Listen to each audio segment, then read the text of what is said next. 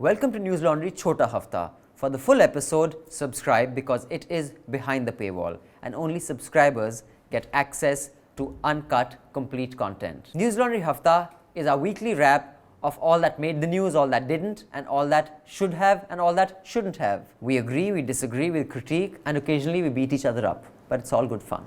Subscribe. This is a Newslaundry podcast and you're listening to NL Hafta. अंग्रेज अपना लगान और न्यूज़ लॉन्ड्री अपना हफ्ता कभी नहीं छोड़ते. Welcome to another episode of Hafta. Today is the 5th of May. It is 2:40 in the afternoon in Delhi, a Thursday, and we are recording with 5 panelists today, 3 of whom are in office, including me, Abhinandan, Sekhri, and 2 join us on the phone line. Joining us from Chennai is our very own Jayashree. Hi, Jayashree. Hi. Welcome. Is Chennai as hot as Delhi? Yeah, I'm just not leaving my house. Oh, that I bad. cannot bear it. Isn't it raining though? I read something. No, not yet, but it's raining like on the suburbs. But no, the temperatures are not as bad as Delhi. We're not in the 40s yet.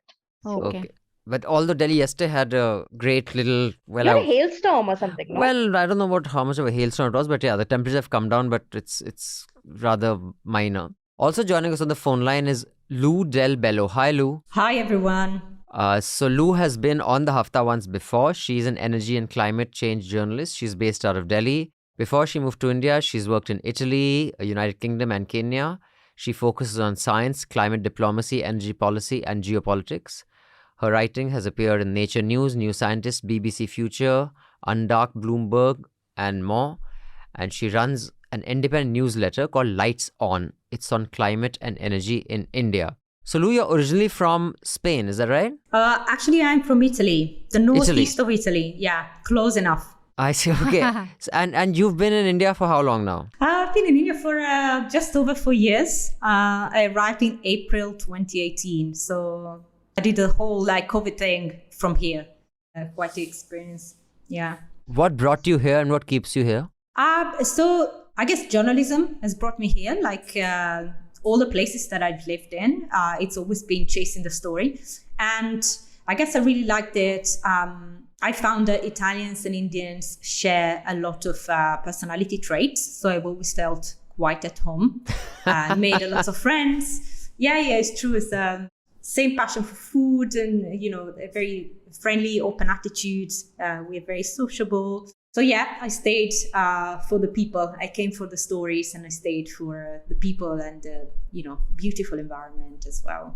Although living in Delhi sometimes, when you have the heat or the pollution, not exactly the best environment you can find. But well, you win some, you lose some. But yeah. Well, Italy's lost, India's gain. Thank you. Also, joining us in the studio in Delhi. Although Lou, ideally, we would have liked to have her in office, which was the plan in our studio. But day before yesterday, our wonderful journalist, reporter Nidhi tested positive for COVID and she had been in office. So we just thought that it would be better if Lou didn't come today. Just to put her at risk, although all of us have come in and we seem to be doing fine. Then joining us in the studio, in our sparkling new studio. Not new anymore. It's been a month. No, we can call it new for at least 4 months. That's the rule.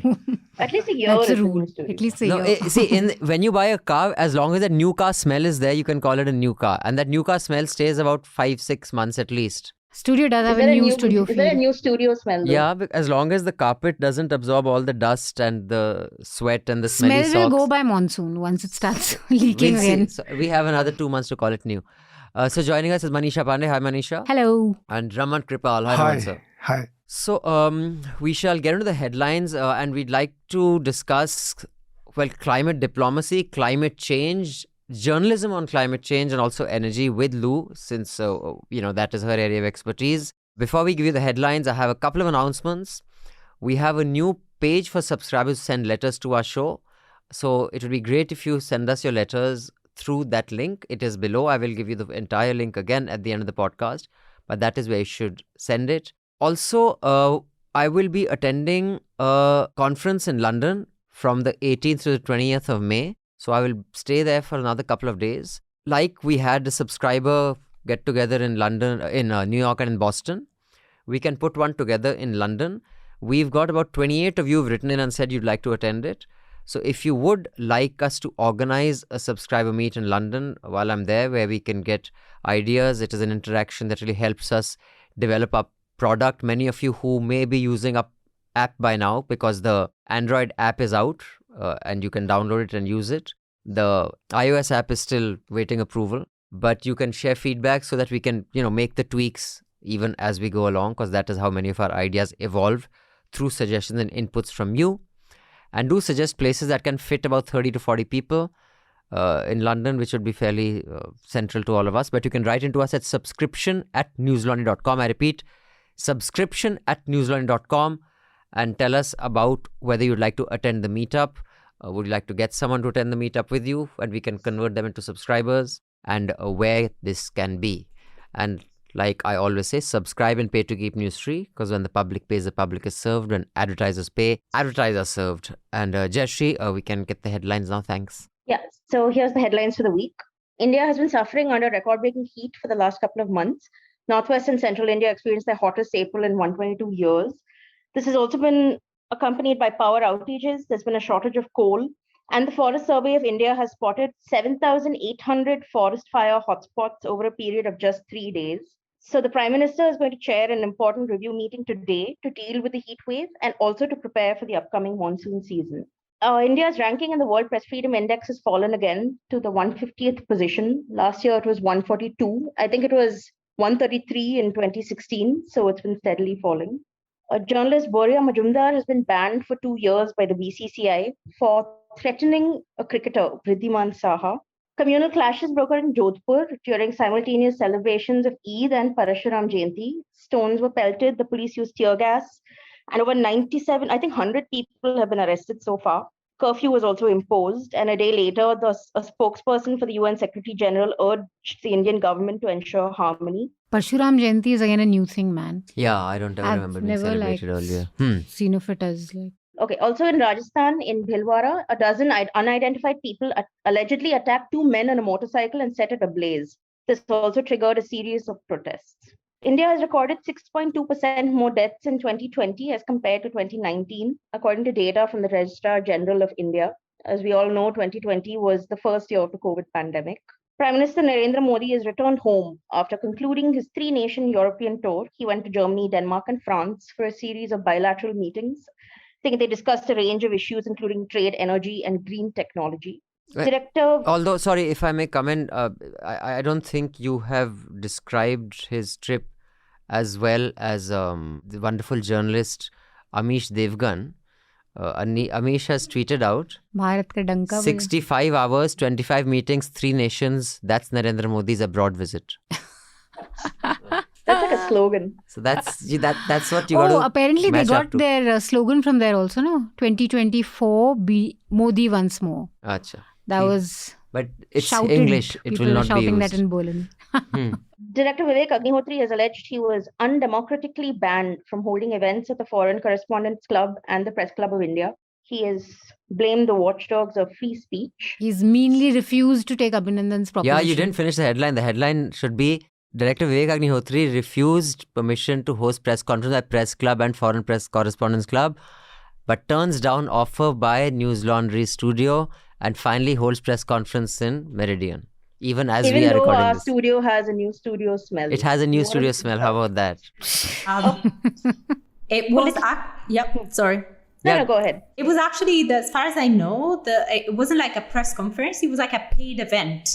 So he had paid to have that event at the FCC. And for some reason, for unclear reason, they decided, we don't want to host it, as a paid event anyway. So he hadn't been invited, and then they rescinded the invite. He was just... You're a foreign correspondent. You would know the inside dope, since you would be a member of the Foreign Correspondent. FCC stands for Foreign Correspondents Club. So now, what do you know? What light can you shed on this issue as a foreign correspondent? And did you have a problem?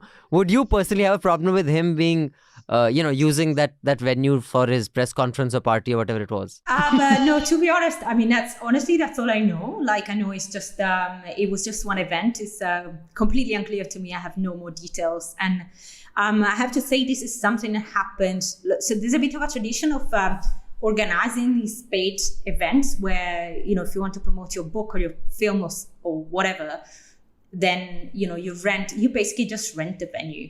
And this has been something that happened for years. It's kind of almost a tradition from what I understand. But I don't know much about this case. I know only this, that it was a paid event. It wasn't like an invitation that has been cancelled. Because it sounded a bit like that on Twitter, right? It sounded like, they invited me and then they cancelled the event at the last minute. But it wasn't like that. But I don't know much more about it, actually. That's okay. Nobody does, but still the primetime debates on it. but today he's promised to reveal all in his hotel press conference. So I can't wait. But and here we are recording Hafta when we could have been at the Meridian having coffee and biscuits for free and asking him questions. But then we do this for our subscribers. Anyway, political strategist Prashant Kishor has announced a 3,000-kilometer foot march in Bihar starting on October 2nd. He's also said he will not be forming a political party as of now. So this confusion has continued. Meanwhile, there was this war on words on Twitter where BJP leaders attacked Rahul Gandhi after videos emerged of him at a nightclub in Nepal. However, the Congress was forced to clarify that he was actually attending a wedding. The Rana couple, which is Lok Sabha MP Navneet Rana, her MLA husband Ravi Rana, were granted bail by a special court in Mumbai yesterday. They were arrested on 23rd April following a row over the recitation of Hanuman Chalisa. The Central Bank's Monetary Policy Committee on Wednesday voted unanimously to increase the repo rate by 40 basis points in an off-cycle meeting to tame inflation. Meanwhile, inflation in the US is at a 40-year high, and the Federal Reserve Chairman Jerome Powell has announced its biggest interest rate increase in more than 2 decades. Also in the US, a leaked draft from the US Supreme Court suggests it may overturn the historic Roe versus Wade ruling. This makes abortion a federal constitutional right. So what this means is that each American state will now be free to make its own abortion laws. And that's the headlines. Also, the same day, a 3-judge bench of Chief Justice Ramana, Justice Suryakant, and Hima Kohli of the Supreme Court have begun hearing on petitions challenging the constitutional validity of the sedition law. And the Attorney General has said that the misuse needs to be prevented, but it should not be struck down. So this is happening at the same time that these two have got bail. Yeah, I think so. And I think every single decision in a newsroom from now on has to be very intentional when it comes to climate change. So most stories, if you look at, you open out any homepage of, your daily news outlet, I would say that maybe half of the stories or more are in a way a climate change story, or they have a climate change angle, or they made, the problem is made more severe by climate change, or, climate change could have an impact and change the problem or the question, the debate around that particular problem. So I feel it's really important that journalists learn to think and to ask that question with every story they do. And that obviously involves choosing the kind of advertisement you decide to show on your homepage. So it's a granular effort. It has to happen every time. And I think every single piece of content you display on your page kind of matters, whether it's it's a piece or it's an advertisement or an image, everything. Okay. Also, not just advertisers, Jayashree, the fact that one of the largest holders of news media platforms across broadcast, digital is Reliance. Owners, of course. Whose main revenue is petrochemicals and fossil fuels. So that also is a conflict. But Lou, if you were to really quantify it, because at the end of the day, mass communication is about communicating with the largest mass of people, which means you have to dumb things down. You have to make it, dramatic enough for them to care. Mm-hmm. What are the kind of data points or facts that you think one can put out to really make a regular person who's happy watching, Hindu-Muslim clashes or something that they think is, imminent, that, oh, my religion is in danger or my race is in danger or, women with rights to abortion will overrun the world or whatever it is. Things that don't matter that much yet are communicated in a way that make the large mass of people, care. What are such dramatic facts, figures, data points of climate change that would make people care, you think? So, Lou, I wanted to ask you, you've been in India for about 4 years now, right? Mm-hmm. And every year we have headlines like hottest April or hottest March or coldest December or wettest November. Yeah. So I wanted to know, and so basically the thing is that every year we're going to have extreme climate weather events. But in the last 4 years that you've been here, what are some of the patterns that you've noted in your reporting when it comes to extreme weather patterns? And also, how would you assess our policy response at the central government level? I mean, I guess the pattern that I noticed in the past 4 years is obviously more erratic weather. Like India has, is a land where you have extreme weather. People know that this is the case, and at some point during the year, you will have very hot temperatures. So you would have, in some parts of the country, you would have big waves, storms, and big rains. So a good mix of extreme weather. But from what I understand, traditionally, this used to come at a certain point in the year, and you could expect it at that point in the year. What's happening now, and scientists tell us that this will happen more and more, is that you will have more erratic weather. So these extremes will come at the wrong time. And as a foreign journalist who's made her home, who's decided to make Delhi her home, which is the most polluted city in the world, what do you make of the Indian media's reporting on pollution? Do you think it's adequate? I mean, even me as part of the industry, I sometimes feel really frustrated that we're just talking about the same thing year after year. When it hits us, then it's when wall it to hits wall. us, but it's such a daily, because pollution is not a Diwali or a farm fire problem now. We know that it is through the year. So it's extremely frustrating as an Indian. So I'm curious to know what you think of it as a foreign journalist. I'm wondering if, because it's something that obviously I ask myself, like, especially in Delhi, people see, like most people I speak with, they will see this pollution that comes every year as a weather thing. Like, oh, today the weather is bad. Yeah. No, it's not the weather. It's smog. It's different thing. And I always ask myself, why is that people are not a bit more angry about it? Like, it's a really bad thing, and it's like in front of you, you can see it, you can smell it. But I wonder if it's because traditionally society here is used to this seasonality of extremes. So the same way you have extreme heat, then you have the pollution at some point in the year. And it's almost part of this life cycle of every year. And I think people here are a bit more used to this kind of pace of life, or the way you navigate your environment is going to involve facing some extremes at some point in the year. And I think at that point, maybe it's down to the media or, the public discourse, or like policymakers, hopefully, and like other leaders to really bring this up throughout the year and really drive this change in culture where people understand that it's not just bad weather for 3 months or to 12, but it's a problem that you face every day and requires a long-term solution. Sure. Yeah, so I completely agree with Lou, because I was reading the center's advisory that they issued, I think, a couple of days ago or yesterday on the heat wave. And like, it has things like, don't lock your pet or your child inside your car. I mean, who is this directed towards? Because also this is a week where I think the periodic labor force survey came out with a statistic that over 49% of Indian workers are employed outdoors.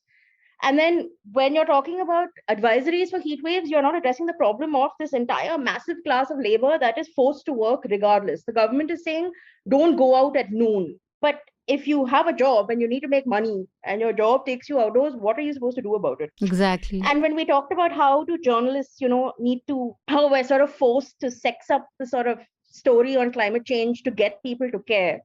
And I've realized that to get businesses to care. So now we're seeing more and more reporting on the lines of how, for example, I think India lost 260 billion hours of labor annually between 2001 and 2020 because of the impact of heat waves. And so this is the kind of statistic that we are turning to, like the kind of capitalism thing, which will make businesses therefore sort of sit up and care about the fact that heat wave is making them lose business. We are quantifying it in such absurd ways, just sort of hoping that people would care. And yet, even with lethal weather, no one will stop exploiting labor. And also, when we talk about policies, I remember when Lou was here last time in Hafta, I think that was November when we were talking about the Glasgow summit, and we were talking about India's noises about net zero commitment. But I want to know, like in the 6 or 7 months or whatever it's been since then, do we have any evidence at hand to show, that anything is happening? Instead, everybody seems to be talking about electric vehicles, which doesn't move the needle at all. And yet we're sort of living in a time where, if we're lucky enough to grow old, then we'll wonder, wow, like how did we allow it to get so bad? I mean, I guess Italy is a bit different because you have to remember Italy is a tiny country. Yeah, I think that's so. It's a bit like, despite being quite diverse for the small size, it's a very small country, but it's quite diverse. But still, we have, I think, something like less than 60 million people. That's the entire of Italy. So these big changes, once they are enacted, that's 3 Delhis. Yeah, exactly. They don't go back. We had kind of more conservative governments. Italy has a flip-flop of governments every 2 years, so they don't seem to be able to stay in power for very long.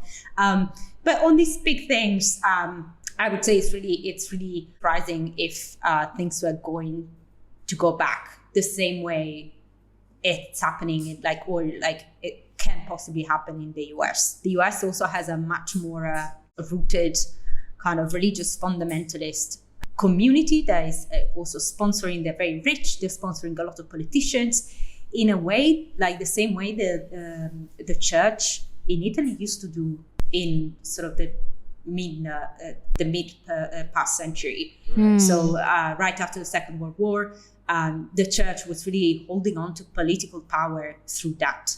And it's the same thing, like my understanding, obviously, I mean, I'm not an expert in US politics, but my understanding as an external observer is that these religious groups and extremists, they hold a lot of political power. So I think that's kind of what makes things go back. The church has no such power in Italy anymore, not at all. So right. Yeah, not to that degree, right? Like it's always going to be the church. The Pope is there, and people love the Pope. He's a great guy, but there's no such influence anymore. And I think another really good example is Ireland. I don't know if you know the history of Ireland until very recently. I think 1985, even contraception was illegal and abortion was completely illegal until very, very recently. And then there was this lady who died. Her pregnancy was unviable.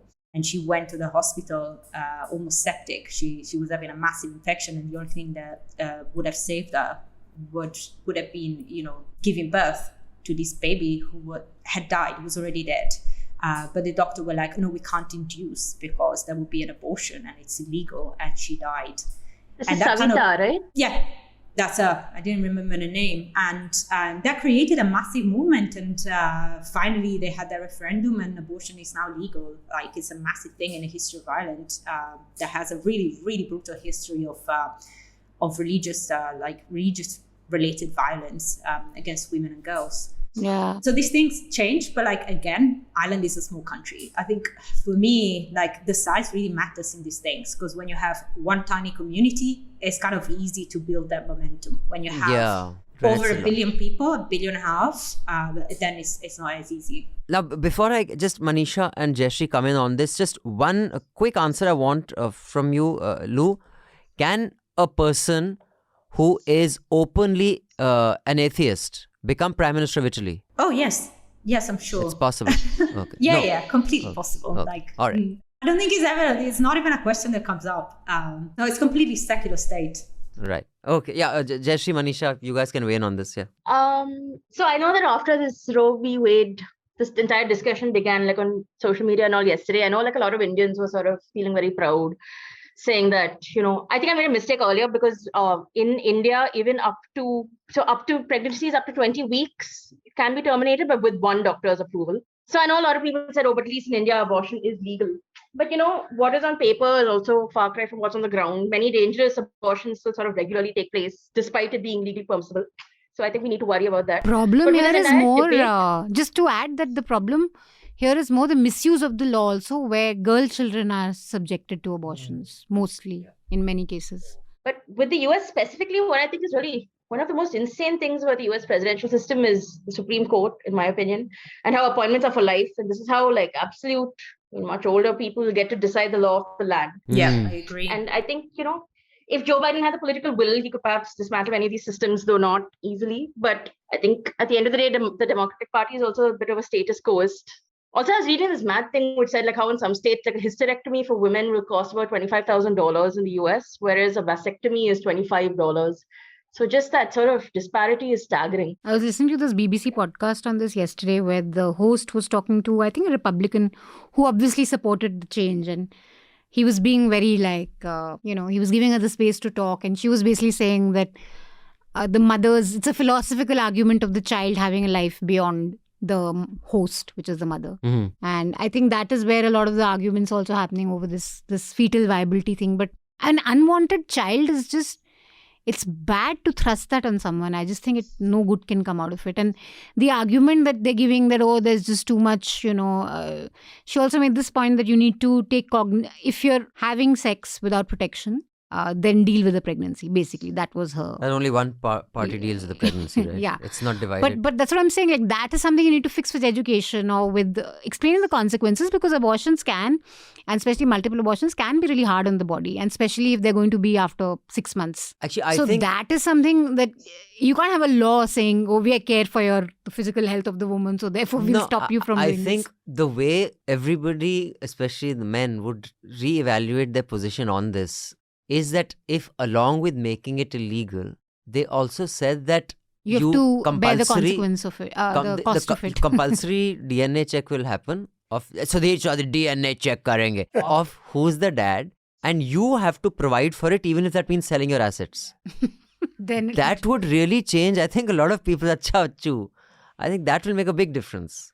But any last words on this? I think if doctors agree that it's fine, then I really don't see the problem, because it's just crazy. I mean, I do see the problem in the sense that I've spoken to very rational people who are pro-life, and they don't say anti-abortion because they choose their words carefully. And I don't agree with it, but I see where they're coming from. That they say, when does it become a person? If it's a person at 6 months, and why not at 5 months?